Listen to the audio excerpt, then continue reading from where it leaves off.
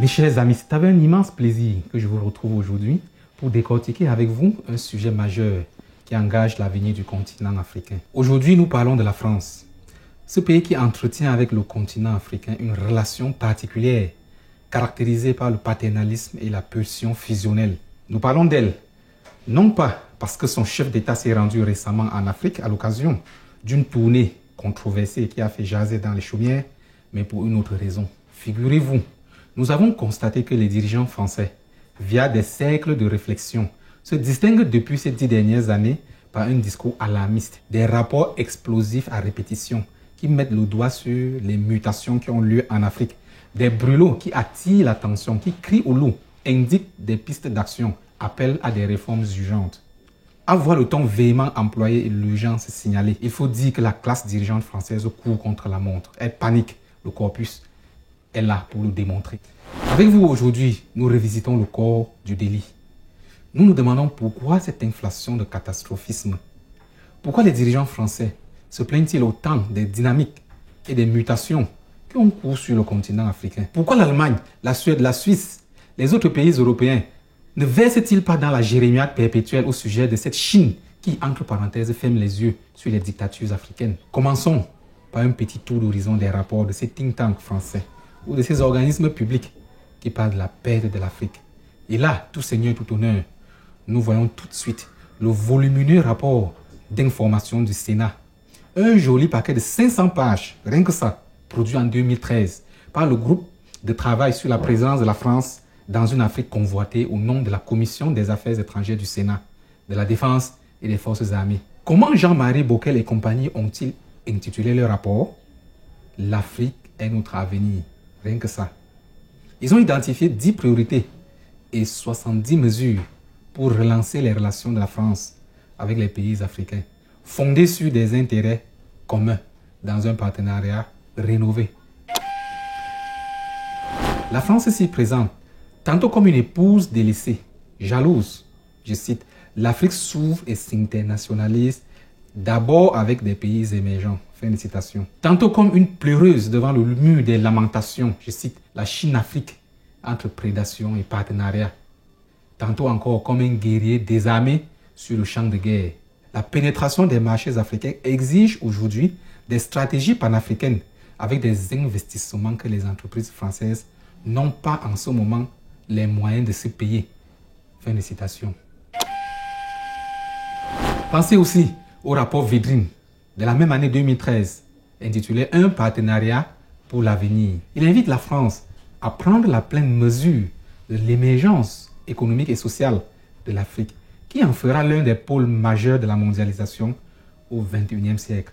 Rédigé à la demande de Pierre Moscovici, alors ministre de l'économie et des finances, ce rapport a été signé par 5 personnalités françaises. Hubert Védrine, Lionel Zinsou, Tidjane Thiam, Jean-Michel Severino, Hakim El Karawi. Ce rapport émet 15 propositions pour créer une nouvelle dynamique économique entre l'Afrique et la France. Les auteurs appellent un changement de perception et d'attitude de la France à l'égard de l'Afrique et des Africains. Ils proposent par exemple de créer une fondation publique-privée franco-africaine qui sera le catalyseur du renouveau de la relation économique entre la France et l'Afrique.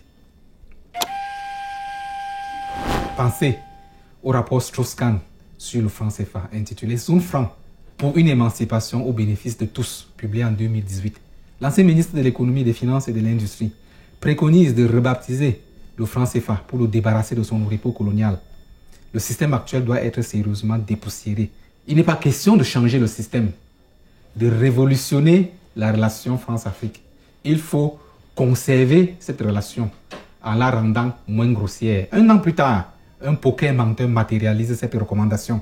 La réforme du franc CFA de l'UEMOA préconisait que le franc CFA devienne l'écho. La réforme tombe du ciel. Les citoyens des pays membres de l'UEMOA, le Sénégal, le Mali, le Burkina Faso, le Niger, le Bénin, la Côte d'Ivoire, la Guinée-Bissau, le Togo, les principaux utilisateurs du franc CFA n'ont pas été consultés. L'Élysée a décidé pour eux. Pas de référendum, pas de débat dans les parlements des pays membres de l'UEMOA. En France, le hold-up est total aussi. L'Élysée a dupé les parlementaires. Les députés ont voté la réforme en décembre 2020. Les sénateurs en janvier 2021. Or, l'accord et la convention sont entrés en vigueur le 1er janvier 2021, ce qui constitue une violation de la Constitution française qui stipule en son article 53 qu'un traité international ne peut prendre effet qu'après avoir été ratifié ou approuvé. Du fait de cela, Mediapart a conclu « Les parlementaires ont participé sans le savoir à une opération de communication, voire à une farce. Qu'ils approuvent ou pas les changements, cela n'avait aucune incidence sur le déroulement des opérations décidées et menées par le Trésor français. » Pensez au rapport Guémard et à ses 47 propositions pour relancer la présence économique française. Le rapport se fonde sur un constat. Il y a urgence car les relations économiques franco-africaines en 2050 se construisent dès aujourd'hui. En 20 ans, dit Guémard, la France a perdu près de la moitié de ses parts de marché en Afrique par rapport à la concurrence, passant ainsi de 12 à 7%. Je cite, « Les exportations françaises ont doublé sur un marché qui a quadruplé, d'où une division par 2 de nos parts de marché. » En 2019, la France ne revendiquait plus que 7 milliards de dollars dans un flux entrant en Afrique pour un total de 47 milliards. La tendance est la même en matière de stock des investissements. La France est distancée par le Royaume-Uni et la Chine. Après avoir épluché les contre-performances, Guémard propose des réformes. Mais lesquelles? Tenez, prenez la proposition numéro 7. Rappelez que l'AFD est un opérateur de la politique extérieure de l'État qui doit donc également participer au service des intérêts nationaux, notamment en matière économique, dans les limites de son mandat d'aide délié. Publié en 2017, le rapport avait donc déjà indiqué le non en matière de réforme de l'AFD. Ainsi, à l'occasion du 80e anniversaire de l'AFD, l'aide publique au développement change effectivement de nom et devient investissement solidaire. Emmanuel Macron a informé les jeunes réunis à Montpellier que l'AFD va aussi changer de nom. Pensez à l'effet pangolin, la tempête qui vient en Afrique.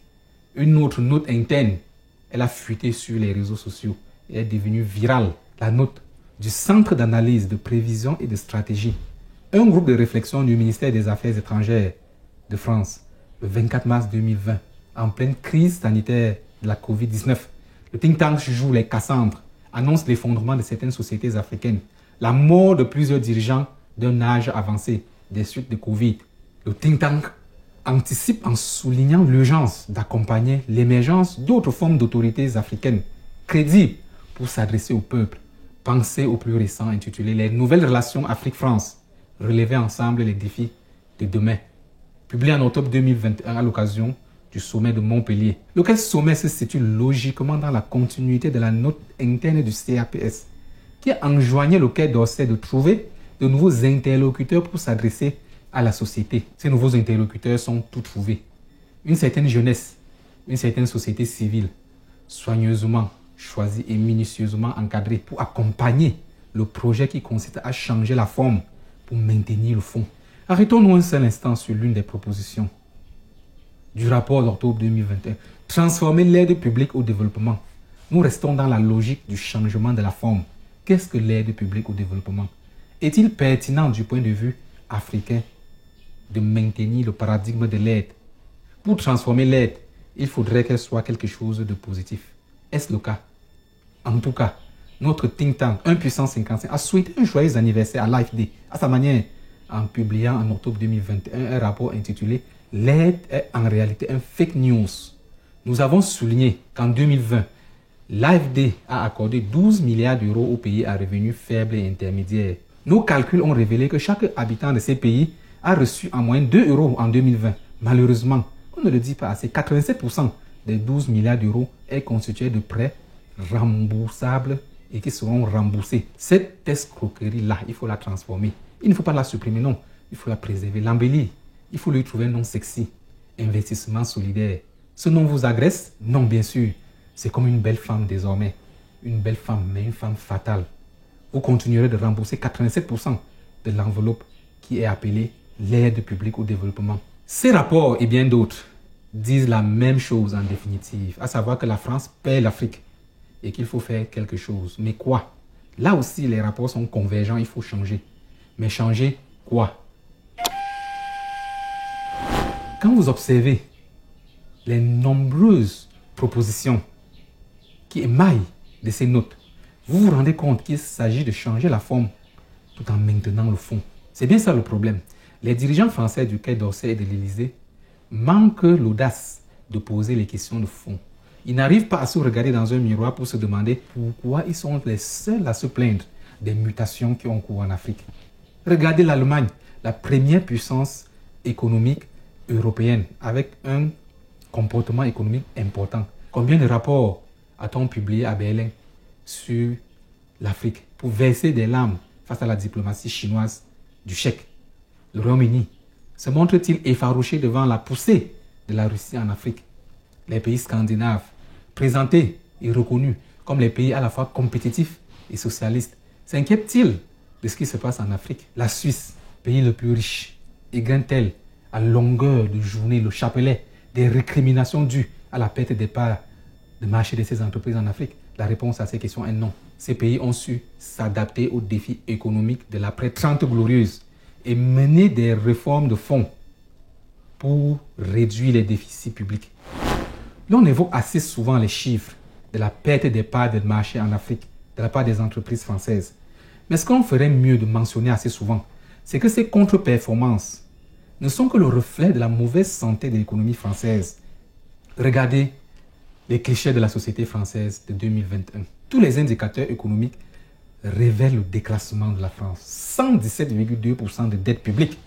Une part de marché en volume dans les exportations mondiales de seulement 2,8%. Une population vieille et vieillissante. 136 cotisants pour 100 retraités. Une pression fiscale de plus en plus lourde. Les prélèvements obligatoires représentent 44% du PIB. Tels sont les problèmes internes de la France. Il est question de relever les défis de la compétitivité, la réindustrialisation pour créer la valeur, réduire la dette publique. Face à ces défis, que font les dirigeants français? Des réformes de surface. La France ne fait que des réformes de surface depuis 30 ans. Au fond, il s'agit d'un débat sur la capacité de la France à trouver la bonne formule pour s'adapter aux changements globaux et tirer son épingle du jeu mondial qui se recompose. Depuis 30 ans, les industries quittent massivement l'Europe et les États-Unis d'Amérique pour s'implanter en Chine. Des pays tels que la Chine, la Russie et l'Inde montent en flèche, justement en 2017. L'Inde a dépassé la France au classement du PIB, devenant la 6e économie du monde. En 2021, la dette publique de la Russie ne représentait que 17% de son PIB. En définitive, vous vous rendez compte qu'en Afrique, les dirigeants français font exactement ce qu'ils ont l'habitude de faire chez eux, face aux problèmes propres à leur société. Ils dénoncent les conséquences des phénomènes dont ils chérissent les causes. Ils veulent changer la forme, mais garder le fond. Mais c'est quoi le fond? Il s'agit des vieux arrangements sociaux datant des 30 glorieuses qui plombent aujourd'hui la compétitivité hors prix. En Afrique, le fond, ce sont de vieux arrangements datant de la colonisation dont la France ne veut pas sortir. Les accords monétaires constituent la dimension caricaturale de ces arrangements. Dans certains cas, des accords ont été signés par des Français représentant la France d'un côté et des Français représentant les pays africains de l'autre. Nostalgique des 30 glorieuses, nostalgique de la colonisation, la France ne voit pas le temps passer. Elle ne voit pas les repères bouger. Regardez ces manifestations partout en Afrique. Toutes les occasions sont bonnes pour dénoncer le néo-impérialisme français, pas le néocolonialisme allemand, pas le néocolonialisme anglais, pas le néocolonialisme portugais, non, le néocolonialisme français. Pensez à ce qui se passe au Tchad. La France dégage. Non à la colonisation. Plusieurs centaines de personnes manifestent à N'Djamena à chaque occasion contre la présence de la France dans le pays.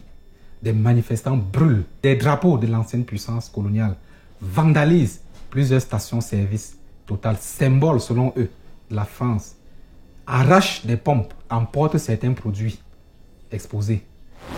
Pensez à ce qui se passe au Mali, où les manifestations sont régulières, dénonçant la présence militaire française en Afrique. Pensez à ce qui se passe au Cameroun.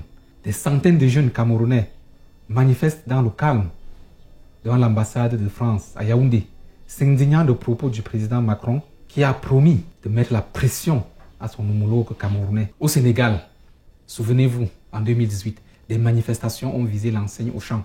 Rebelote en 2021. Les magasins Auchan, Total Énergie sont saccagés en 2021 lors des manifestations consécutives à l'arrestation d'Ousmane Sonko. Des dégâts s'élèvent à 15 milliards pour Auchan. y compris dans des pays non anciennement colonisés par la France, comme l'Afrique du Sud. Pensez à la journée de l'Afrique, le 25 mai 2022. À cette occasion, plusieurs centaines de jeunes se sont rassemblés devant l'ambassade de France à Pretoria pour condamner l'ingérence française sur le continent africain. Les messages des pancartes portaient des slogans anti-français. La France est responsable du génocide de l'Afrique. L'Afrique de l'Ouest n'est pas une colonie française. Richesse de la France sur le dos des Africains. Ou encore la France dehors.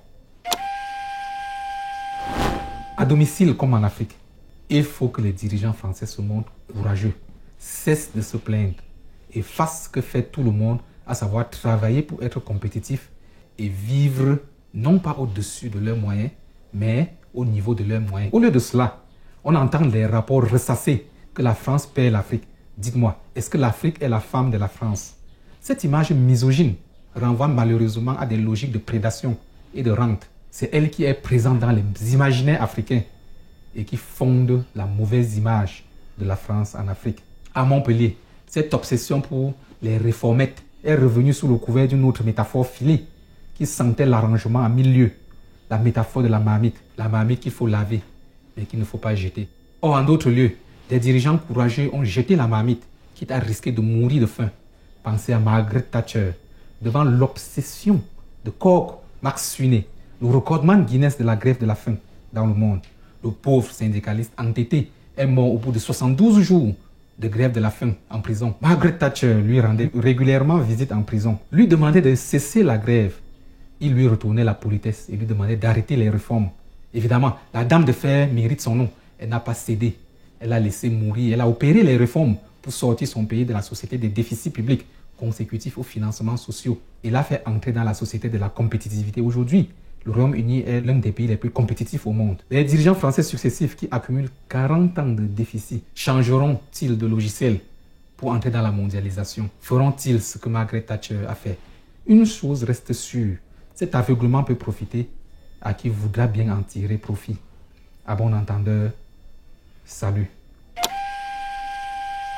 Si vous avez apprécié nos réflexions, notre brainstorming en faveur de la compréhension des enjeux du monde, abonnez-vous à la chaîne YouTube 1 puissance 55 du Think Tank afin de recevoir des notifications à chaque fois que nous publions de nouvelles réflexions qui engagent l'avenir de l'Afrique. C'était Maurice Simodjom du Think Tank.